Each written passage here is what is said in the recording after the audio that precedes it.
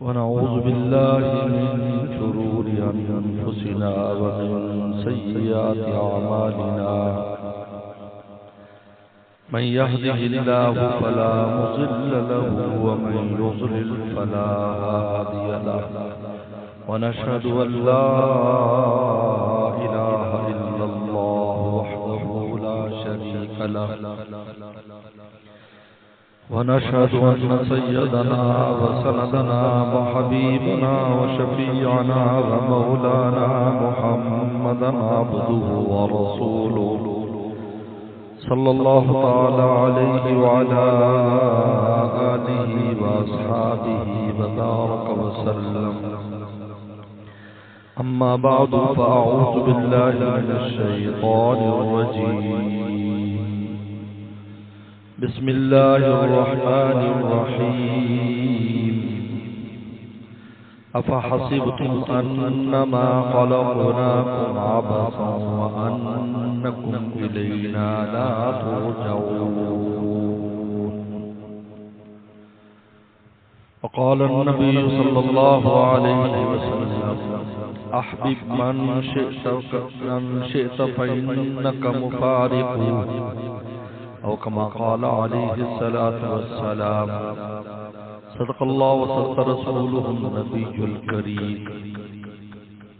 میرے محترم بزرگ اور دوستو، کل سے طبیعت خراب ہے، چکر آ رہے ہیں، کھڑے ہوتے ہوئے چلتے ہوئے.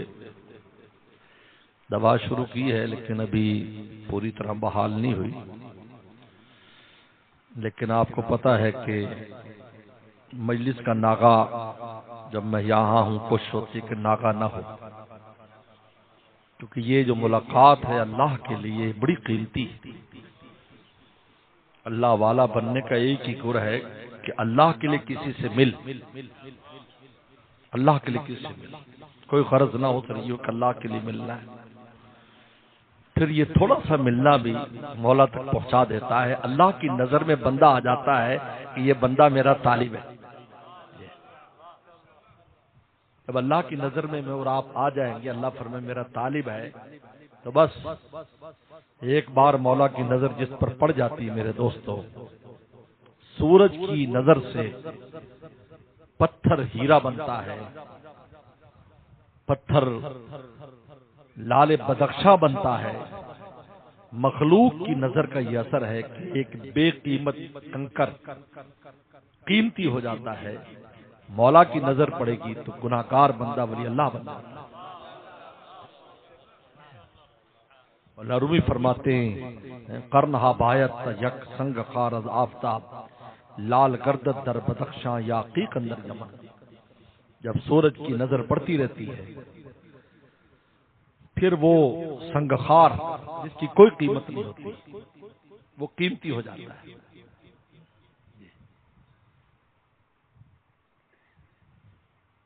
قیمتی بننے کا ایک ہی نسخہ ہے، اللہ کی نظر ڈلواؤ. اللہ کی نظر کیسے پڑے گی؟ اللہ کے لیے قدم اٹھاؤ. اب اللہ کے لیے قدم اٹھاؤ گے مولا کی نظر پڑے گی آپ پر.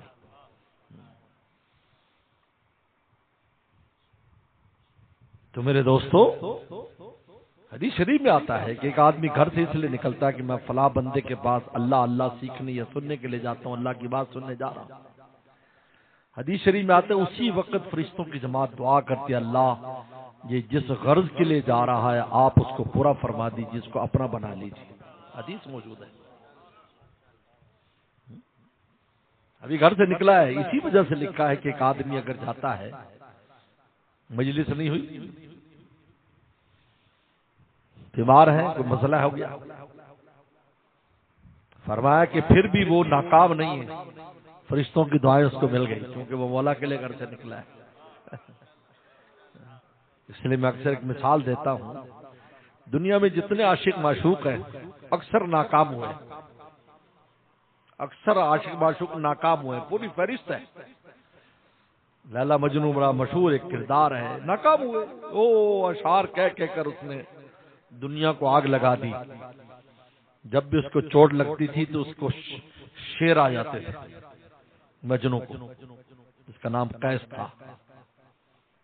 ناکام ہوا، زندگی میں اس کو معشوقہ نہیں ملی، جمیل اور بسینہ کا بڑا مشہور کردار عربی میں نہیں ملی، اور ہمارے ہاں سسی بنو اور ہیر رانجھا وغیرہ وغیرہ انگریزوں میں کیوں؟ اس لیے کہ دونوں عاجز تھے، عاشق بھی عاجز تھا، معشوقہ بھی عاجز تھی، لیکن مولا کا عاشق حضرت تھانوی فرماتے ہیں کہ خلاص سے جس نے اللہ کے عشق کی وادی میں قدم رکھا ہے وہ کبھی ناکام نہیں ہوا، اس لیے اگر وہ چلنے میں ناکام ہو گیا لیکن محبوب تو اس کا عاجز نہیں ہے، وہ خود آ گیا۔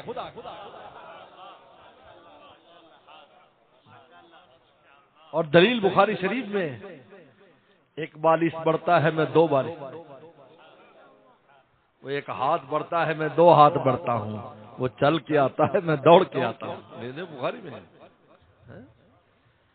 اس لیے کسی اللہ والے سے کسی نے پوچھا حضرت آپ بس پہلے دن ہی اوپر چلے ولی اللہ بن گئے تھے؟ کہا کہ نہیں، اس طرح سے ہم نے طے کی منزلیں، اس طرح سے ہم نے طے کی منزلیں، گر پڑے گر کر اٹھے اٹھ کر چلے، بس ہم کوشش میں لگے رہے یہاں تک کہ مولا نے اپنا بنا لیا۔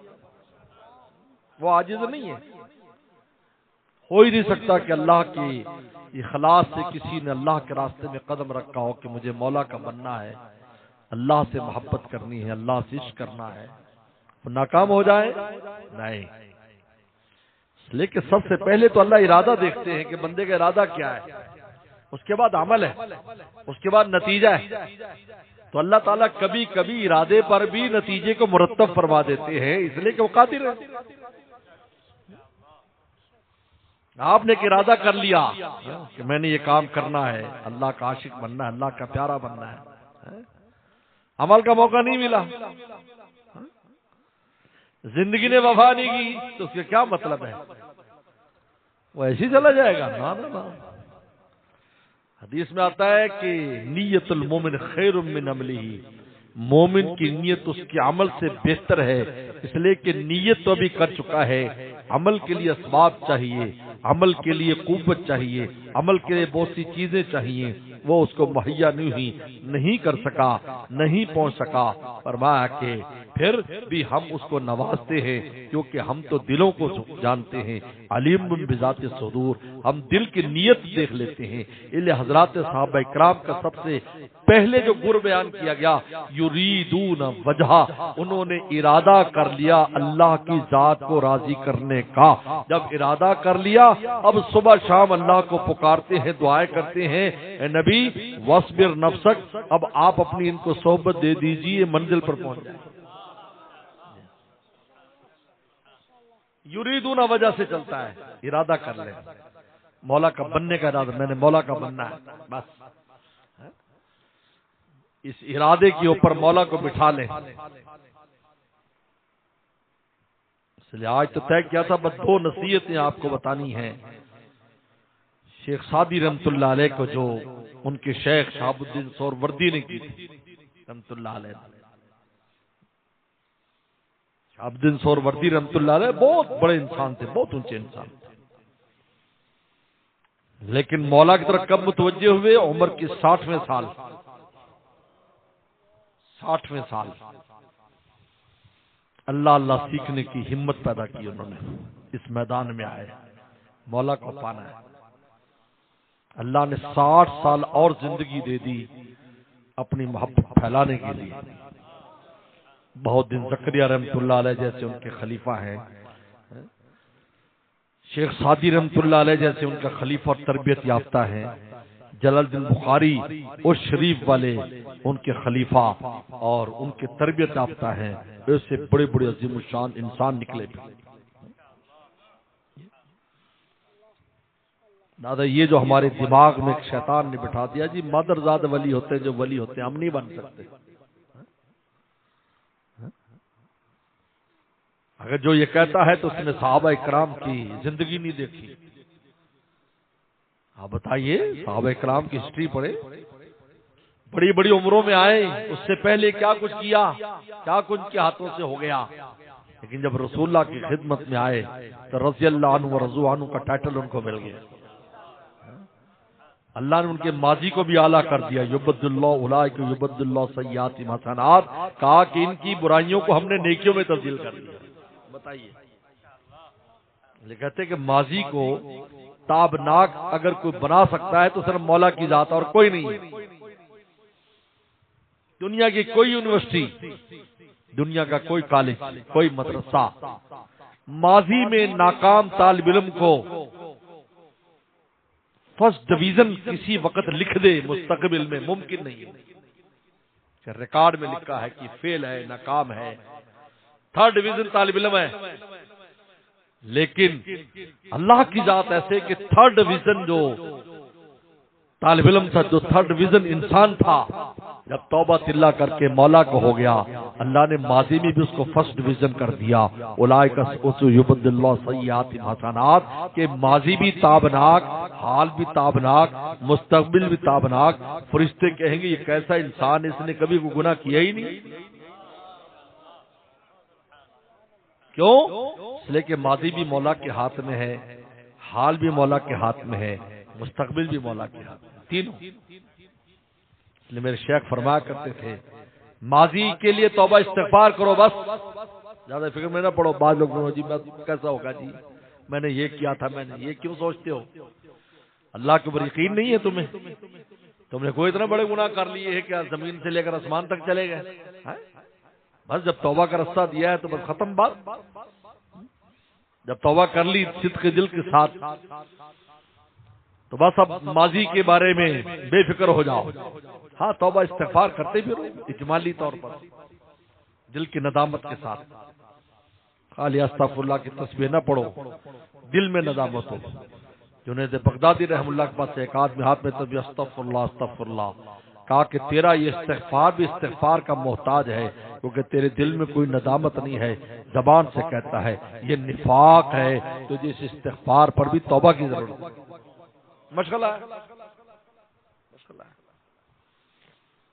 دل کی آہ سے، دل کی جو آہ نکلتی ہے، آپ نے دل کی ندامت سے اللہ مجھے معاف کر دے، ایسا بس میں نالائق بندہ بنا، معاف کر دے، آپ تو کیسے پیارے تھے، آپ کو چھوڑ کے ادھر ادھر بھاگتا رہا، مجھے معاف کر دے، بس کافی ہو گیا۔ حدیث میں آتا ہے کہ مکھی کے سر جتنا آنسو نکلتا ہے، مکھی کے سر جتنا معافی دلا دیتا ہے، مکھی سر جتنا، صرف دل روتا ہے، کچھ نہیں روتا، دل روتا ہے، دل روتا ہے۔ حدیث موجود ہے، سلم ایک صحابی کے پاس آیا، آخری وقت تھا، پر میں توب اللہ، توبہ کر۔ یہ توبہ اس لیے نہیں کرائی جا رہی تھی وہ کو گناہوں میں ملوث ہے، کیونکہ توبہ بھی اگر نیک انسان توبہ کرتا ہے، استغفار کرتا ہے تو اس کے درجات بلند ہوتے ہیں۔ یاد رکھو، ہر وقت کچھ چھلائی نہیں ہوتی، درجات بلند ہوتے ہیں۔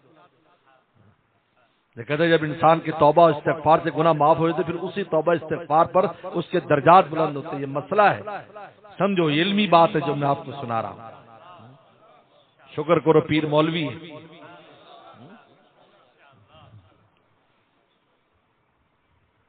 اس سے اس کے درجات بلند ہوتے ہیں۔ توبہ استغفار، اللہ معاف کر دے، دل کے ندامت توبہ کر رہا ہے، معافی ہو چکی، اب درجے بلند ہوتے۔ تو رسول اللہ صلی اللہ علیہ وسلم کی بھی غرض یہ تھی کہ صحابی جس مقام پر ہے اس سے آگے چلا جائے، اگلے مقام پر۔ آپ کی تو ہمیشہ وسلم کی کوشش رہی کہ میرے ایک امتی اگلے سے اگلے مقام پر، جو مقامات خود فرماتے تھے اگر تمہیں وہ پتہ چل جائے جو مجھے معلوم ہے، کبھی اپنے بستروں پر نہ رہو، کبھی اپنی بیویوں کے پاس نہ جاؤ، جنگلوں میں تم روتے پھرو، جو چیز مجھے معلوم ہے اگر تمہیں معلوم ہو جائے۔ تو نگاہوں سے دیکھتے تھے کیا چل رہا ہے، کیا درجات ہے، کیا معاملات ہیں۔ فرمایا تم اللہ توبہ کر۔ اب بیماری کی وجہ سے اس کی زبان بند ہو گئی۔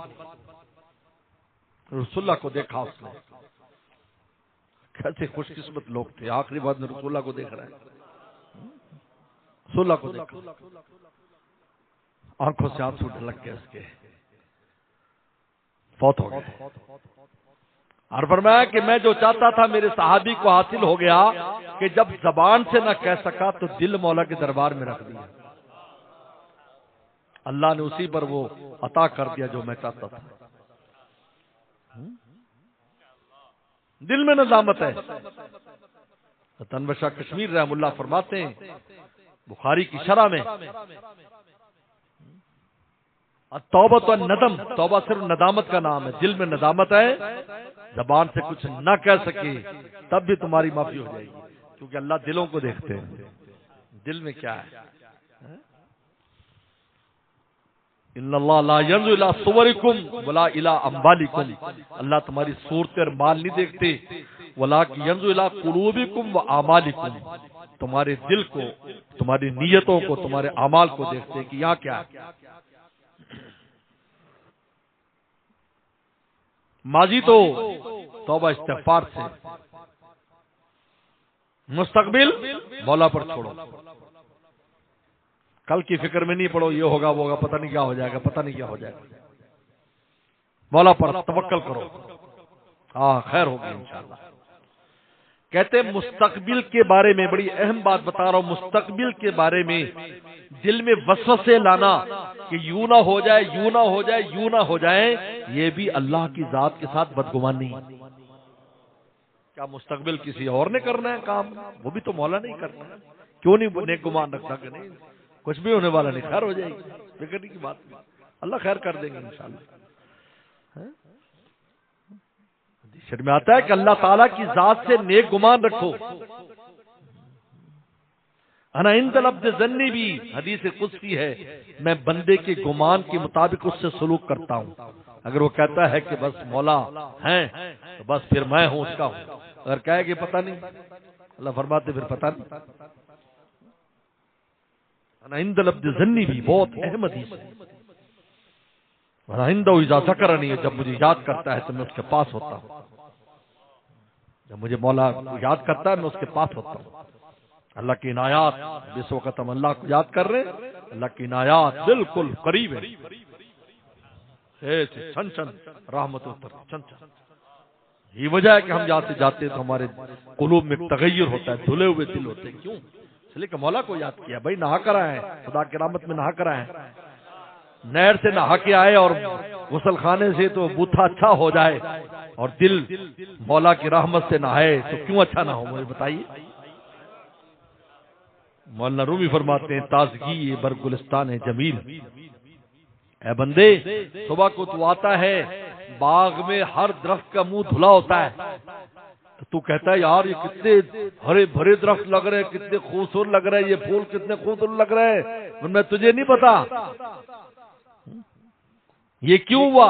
تازگی بر گلستان دل ہست بر باران پنہانے دلیل، یہ دلیل ہے کہ رات کے کسی حصے میں بارش ہوئی ہے جس نے ان کے چہرے دھو دیے، فرمایا اسی طرح اللہ اپنے ایمان والے بندوں کے قلوب پر بارش کرتے ہیں جس سے ان کے چہرے بھی دھل جاتے ہیں، ان کہتا واہ واہ ماشاءاللہ ماشاءاللہ ماشاءاللہ، دل دھلے ہوئے ہیں، کیونکہ چہرہ غماس ہوتا ہے قلب کا، یاد رکھو۔ میرے شیخ کی نظر تو عجیب تھی، فرمایا کہ اگر کسی کو، کسی لڑکی سے اس کو یا کسی لڑکے سے اس کو، اس کے چہرے کے اوپر اس کا مجھے صاف اثر نظر آ جاتا ہے کہ کیا ہے۔ مجھے خود ایک آدمی نے بتایا کہ اسی طرح وہ مبتلا تھے، اس کی خدمت میں گئے، میں نے فرمایا دلاؤ میں تیرا آپریشن کروں، اس کے دل کے اوپر اس طرح کر کے کراس مارا، کہا کہ میں حیران ہو گیا دیکھ کر، کہا کہ دل میں غیر اللہ لیے پھرتا ہے، کہا کیسے زور سے جو ہاتھ مارا، وسلم کی سنت ہے، وسلم نے صحابی کے سینے پر ہاتھ، اللہم طاہر قلب، اللہ اس کے دل کو پاک کر دے۔ وہ کہتے ہیں کہ مجھے دوبارہ وسوسہ بھی کبھی نہیں آیا۔ تازگی بر گلستان جمیل ہست بر باران پنہانے دلیل۔ تو میرے دوست کیا بات ہو رہی تھی؟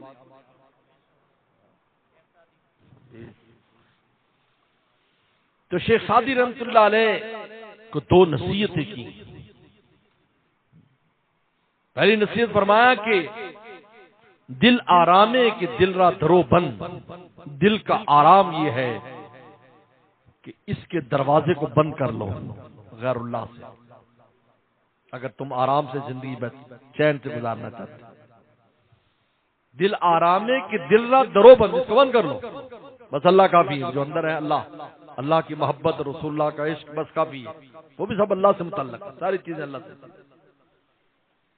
غیر اللہ کو نہ آنے دو، ہر وہ چیز جو تجھے مولا سے دور کرے، تشویش میں مبتلا کرے، غم میں مبتلا کرے، فرمایا کہ اس کو دل میں نہ آنے دو، ان کو باہر رکھو، تشویشات بھی باہر نکال دو، بس غم فکر بھی باہر نکال دو، مولا پر چھوڑ دو، اللہ بس آپ ہی کرنے والے، لا سہل الا ما جعلتہ سہلا، اللہ کوئی چیز آسان نہیں ہے مگر جس کو تو آسان کرے، کوئی چیز آسان نہیں۔ پھر میں اور آپ کیسے کوئی کام کر سکتے ہیں؟ ایک ہی راستہ ہے، مولا کا دروازہ کھٹکھٹا دو، بے فکر ہو جاؤ، اب بے فکر ہو جاؤ، بس اللہ تعالیٰ کے کھاتے میں ڈال دو، اللہ تعالیٰ کے سامنے ڈال دو، بس لیکن اس دل میں صرف مولا کو رکھو، غیر اللہ کو نہ آنے دو۔ دل آرامے کہ دل را درو بند، دل کا آرام یہ ہے کہ دل کا دروازہ بند کر لو، دیگر چشم ہما عالم فرو بند، اور اپنی آنکھ کو پورے عالم سے بند کر لو، لوگوں کی دنیا کی چیزوں کو دیکھ دیکھ کر اپنے قلب کو خراب نہ کرو، بلکہ مولا کو دیکھو جو نعمتیں دے دی، اس پر قناعت کرو، اللہ کا شکر ادا کرو۔ لا تمدن عینیک الی ما متعنا من زہرۃ الحیات الدنیا، قرآن کہتا ہے کہ ہم نے جو دنیا کی رنگینیاں، خوبصورتیاں اور مال پانی ان کفار کو دیا ہے، ان کو مت دیکھیں، یہ سب فانی ہے، کچرا ہے۔ بتاؤ کو کچرے کا ڈھیر جمع کر کے روڑی پر بیٹھا ہو تو آپ نے کبھی دیکھا ہے اس کو؟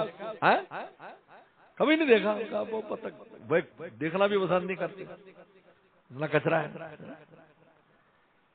مجھے بتاؤ، سلم بکری مری ہوئی ہے، بدبو آ رہی، آپ لے کر آئے صحابہ کو، دیکھو اس کو، ہے کوئی اس کو ایک درم میں خریدنے والا؟ صحابہ کا حضرت مفت بھی لینے کے لیے کوئی تیار نہیں، فرمایا دنیا کی حیثیت اللہ کے یہاں اس بکری جیسی بھی نہیں، تو پھر اگر کسی کو بہت دنیا مل گئی، آج اسی میں سب مبتلا ہے، اس لیے حسد، کینہ، بغض، یہ وہ، توبہ توبہ، پتہ نہیں کون کون سی بیماریاں پھر ساتھ آتی۔ قناعت کرو، کنے نہیں مار، حدیث ہے کنے نہیں مار سکتے، اللہ جو تو نے دیا ہے بس اسی پر قناعت کرا دے، وہ بارک لی بھی اسی میں برکت دے دے، بس یہ جو اس میں برکت دے دے۔ ہاتھ عمر فرماتے قناعت سے بڑھ کر کوئی امیری نہیں، کوئی امیری نہیں قناعت سے بڑھ کر۔ حضرت تھانوی رحمۃ اللہ علیہ نے نواب کا علاج کیا تھا، بڑا نواب تھا بمبئی کا، اور بڑے بڑے اکابر اس کے مہمان تھے، اور وہاں سے انہوں نے بنگلہ دیش جانا تھا، جہاں اس نے نواب کا ماما یا چاچا تھا، بڑا نواب، جس نے وہاں جلسہ رکھا تھا، بڑا سیرت کا جلسہ رکھا، 250 روپے سب کو بھیجے تھے کرائے کے، 250 بہت بڑی رقم تھی، کیا آپ کرائے پر آئے؟ یہ ہماری طرف سے کرایہ ہے، اس میں ٹکٹ بھی ہے بمبئی کی، آگے بحری جہاز کا ٹکٹ بھی۔ تھانوی رحمۃ اللہ علیہ کو تو اللہ نے عجیب بنایا تھا، اصلاح کے موقع پر کبھی آپ چشم پوشی نہیں کرتے تھے، کہتے پھر زندگی بھر کے لیے کون ان کا علاج کرے؟ بتاؤ، ڈاکٹر پاس اس کی یہ بیماری اور پھر خاموش رہے، یہ تو دیانت کے خلاف ہے، بتا دے بھائی یہ بیماری ہے، آگے اس کی مرضی، علاج کرے نہ کرے، یہ مرضی۔ اب وہ نواب کا جو ایٹیٹیوڈ تھا، وہ نوجوان تھا، بہت بڑا نواب تھا، بڑے پیسے تھے، بمبئی کا نواب، پھر بمبئی کراچی کی طرح امیر جگہ ہے، اب وہ اس نے ایسے توہین ہمیں سلوک کر رہا تھا، یہ مولوی لوگ آ گئے، یہ مسلوں والے مسجدوں والے ہی آ گئے، مولوی لوگ جو ہیں، اب چاچے نے بلایا اس لیے ان کا آگے اکرام کر کے بھیجنا ہے، ورنہ خود تو اس کو کوئی غرض نہیں۔ تھانوی رحمۃ اللہ پہلی ایک دو نشستوں میں سمجھ لیا کہ یہ آدمی توہین کر رہا ہے، اس کو بلا، سب کے سامنے بلا، بٹھا، نواب صاحب سنو، ہم 2 روٹی صبح 2 شام کھاتے ہیں، اللہ ہمیں روٹی دیتے ہیں، سوکھی روٹی ہو چپٹی سے کھاتے ہیں، اپنی کھاتے ہیں، محنت کر کے کھاتے ہیں، ہمیں تیرے پیسے کی کوئی احتیاج نہیں، یہ محل ماڑیاں کچھ نہیں، ہمیں 2 روٹی کافی ہے، صبح شام ملتی ہے بس، لیکن تیرے پاس اتنا دین نہیں ہے کہ ہمارے بغیر تو چل سکے، تو بتا محتاج تو ہے یا ہم؟ تو کس بات پر تو ناز کرتا ہے؟ اس گلنے سننے والی دنیا پر یہ بڑے بڑے بزرگ اپنے قلوب میں کیا کیا خزانے لیے ہوئے ہیں، تو یہ تو عقل نہ ہی یہی سوچ لیتا تیرے چاچے نے آخر بلایا تو کوئی تو وجہ تھی نا، دور سے خرچہ کر کے بلا رہا ہے، کوئی وجہ تو تھی. کھڑے ہو گئے، یہ لو اپنے 250 روپے چاچے کو بھیج دینا، میں نہیں جاؤں گا. اب اس کو ہوش ٹھکانے ہیں، نہیں بس اپنے ساتھی سے کہا، اپنے خادم چلو بمبئی میں فلاں مسجد میں میرا شاگرد ہے، وہاں چلو، رات وہاں گزاریں گے، کل کی ٹرین سے تھانہ بھون واپس. ادھر اطلاع ملی، حضرت تھانوی کا تو بڑا نام تھا، پورے عالم میں ایک نام تھا. وہ نالائق تو نہیں پہچانتا تھا، لیکن اس کے چاچے کو تو پتا تھا. اور حضرت تھانوی کی وجہ سے پورے بنگال میں شور تھا کہ حکیم الامت آ رہے ہیں. حضرت تو کم جایا کرتے تھے، ایک مجمع تھا کو پہلے سے آ کر بیٹھا ہوا تھا کئی دنوں سے. حضرت کی ذات فرمایا کہ نہیں، ہم نہیں جائیں گے. بڑی محنتیں کی، واپس ہو گئے. زندگی بھر کے لیے اس نواب کا علاج ہو گیا. پھر کسی مولوی صاحب کو دیکھتا تھا، گھبراتا تھا کہ یار یہ مولا رومی نے کہا کہ ہر جنگل کو خالی نہ سمجھو، ہو سکتا ہے اس میں شیر بیٹھا ہو.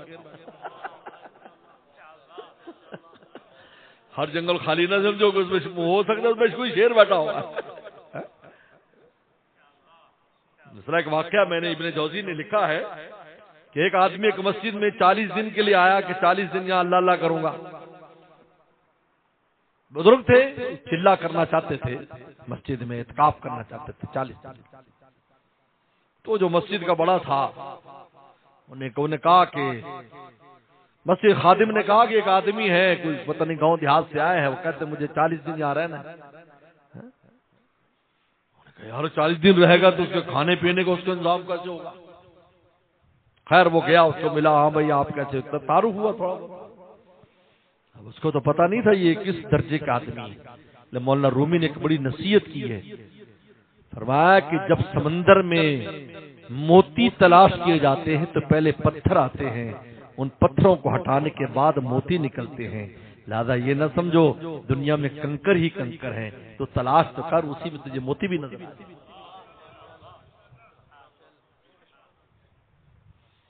لوگ یہ کہہ کر جب وہ لوگ نہیں ملتے، جی لوگ نہیں ملتے کہہ کر فارغ ہو جاتے ہیں. اور میں دنیا میں اصلی گھی تلاش کرنے کے لیے محنت کرتا ہے، تجھے مل جاتا ہے. اصلی جو ہے شہد تجھے مل جاتا ہے، اصلی دوائی تجھے مل جاتی ہے تلاش کے بعد. تو اصلی اللہ والے تجھے کیوں نہیں ملیں گے؟ تلاش تو کر. یہ ہو نہیں سکتا کہ اللہ تعالیٰ قیامت تک کے لیے اپنے پیاروں کو نہ رکھے. حدیث میں آتا ہے قیامت آ ہی نہیں سکتی جب تک کہ اللہ اللہ کرنے والے نہ.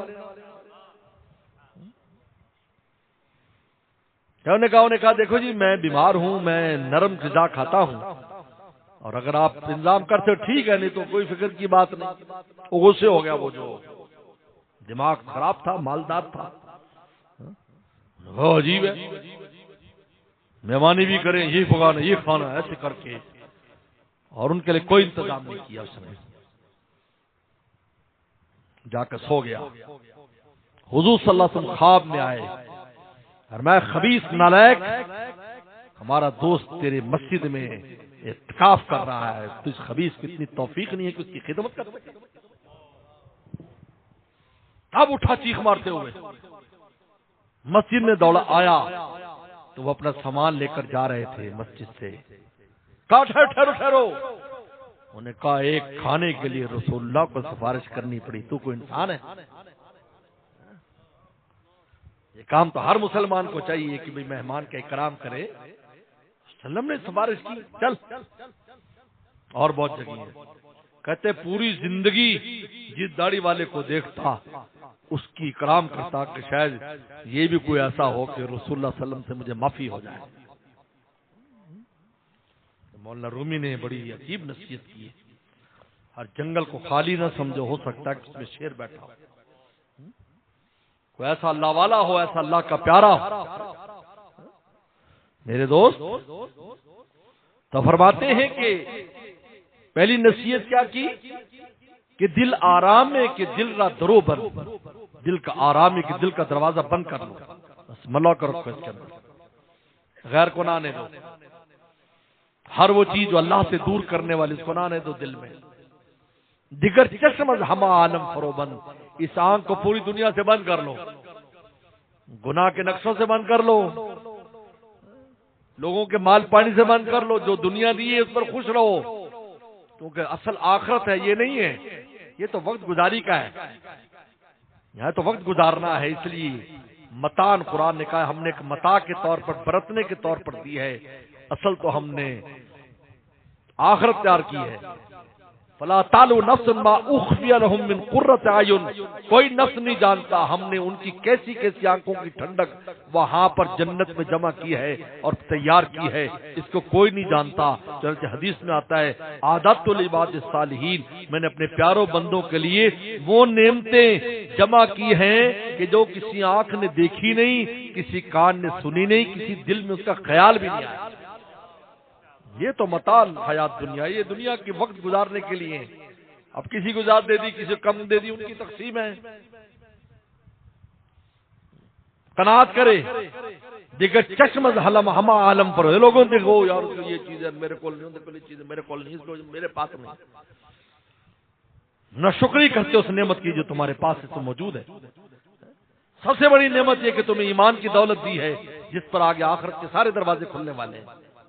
اگر ایمان اپنے ساتھ لے جاتا ہے تو اس کے دروازے کھلے ہی کھلے جنت کے۔ اگر تھوڑی بہت ہی مشکل بھی آئے گی تو سفارشیں کرنے والے سفارش کریں گے، ورنہ ابراہیم صلی اللہ علیہ وسلم اپنے والد کی سفارش نہیں کر سکتے کیونکہ ایمان نہیں ہے۔ بخاری کی حدیث ہے، والد کو دیکھیں گے کہ اللہ اللہ یہ دیکھو، آپ نے کہا آپ مجھے، میں نے تو دعا کی تھی کہ مجھے قیامت رسوا نہ کرنے سے بڑی رسوائی کیا، میرا باپ جہنم میں جا رہا ہے۔ ابراہیم نظر پھیر، جب نظر پھیریں گے بجو کی شکل اس کی بن جائے گی، ان کے والد کی بجو کی، اور اس میں پخانے میں لتڑا ہوگا، دیکھ کے نفرت ہوگی کا، تو اس کو اٹھا کر جہنم میں پھینک دیں گے۔ بخاری کی حدیث ہے۔ ایمان نہیں، نبی اپنے بیٹے کی سفارش نہیں کر سکتا، نبی اپنی بیوی کی سفارش نہیں کر سکتا، نبی اپنے والد کی سفارش نہیں کر سکتا، اور اگر ایمان کے ساتھ ایک گناہگار بندہ چلا جاتا ہے، ہزاروں دروازے ہیں آخرت میں خیر کے جس کے لیے کھل جائے۔ اس سے بڑی نعمت کیا ہے جو ہم نے، اللہ نے ہمیں ایمان دیا ہے؟ مجھے بتائیے۔ میں تو باہر ملکوں میں جاتا ہوں تو ان قبرستانوں میں، قبرستان میرا معمول ہے کیونکہ وہیں ساتھ میں مسلمانوں قبرستان ہوتے ہیں، بھائی انہیں پتہ چلے بھی یہاں بھی کوئی آیا ہے، کہتے ہیں وہاں جاؤ قبرستان میں سال ثواب کرو، انہیں پتہ چلے بھی کوئی دور سے مہمان آیا ہے، ہمارے لیے بھی تحفہ لایا ہے، ان کے لیے تحفہ سال ثواب ہے۔ تو وہیں دوسری قبریں کفار کی، کیا سوچتا کیا جہنم کی آگ بنی۔ اللہ رومی فرماتے ہیں کہ گورے کافر از بروں پر حلل، اور میں کافر کی قبر اوپر سے تو اس کے اوپر حلے اور اس کے اوپر جو ہے نا چادریں اور اس کے اوپر پھول اور پتہ نہیں کیا کچھ ہے، اندروں عذاب قہر عز و جل، لیکن اندر عذاب چل رہا ہے، اوپر سے ایسی خوبصورت بڑی خوبصورت قبریں بنتی، یعنی سب سے بڑا خرچہ ان کے ہاں مرنے پر ہوتا ہے۔ قبر خوبصورت، گڈی جس میں لے جائیں وہ خوبصورت، بینڈ والے بھی عجیب بات ہے، بینڈ باجی کے ساتھ لے جاتے ہیں اور پھر حوالے کر دیتے ہیں فرشتوں کے جو جوتے مارتے ہیں وہاں پر۔ اب بتائیے، ایمان سب سے بڑی نعمت ہے، ایمان کے ساتھ چلا گیا ٹھیک ہے، جیسے بھی زندگی گزری اللہ نے ہر ایک کے لیے ایک نظام رکھا ہے،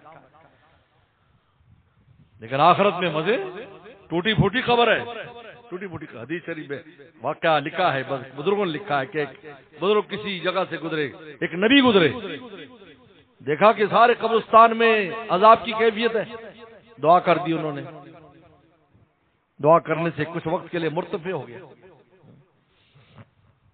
پھر کچھ ہفتے بعد، کئی سال 2 سال بعد ان کی وہاں سے واپسی ہوئی تو قبروں کے نشان بھی مٹ چکے تھے اور سب اندر سے جنت بنی ہوئی تھی پوری قبریں، اوپر سے ایسے نشان بھی مٹے ہوئے، ٹوٹی پڑی ہوئی کچھ ہوا ہے۔ تو اللہ تعالیٰ سے کہا اللہ یہ کیا ہے، کچھ عرصہ پہلے قصہ برب کیا ہے، کہا قبروں کے نشان بھی مٹ گئے، میں نے معاف کر دیا، نہ کوئی ان کا آنے والا نہ جانے والا، میں تو ہوں نا، میں تو ہوں، پچھلے نہیں رہے، آنے والے نہیں رہے، اگلی نسل پہچانتی بھی نہیں کہ ہمارے بڑے کون تھے، ان کے نشانات بھی قبروں کو مٹ گئے، اب میرے علاوہ ان کا کون ہے، اس لیے میں نے سب کو معاف کر دیا۔ دل آرامے کہ دل را درو بند، دل کا آرام یہ ہے کہ دل کا دروازہ بند رکھو، دیگر چشم ہما عالم فرو بند، واخر دعوانا الحمدللہ۔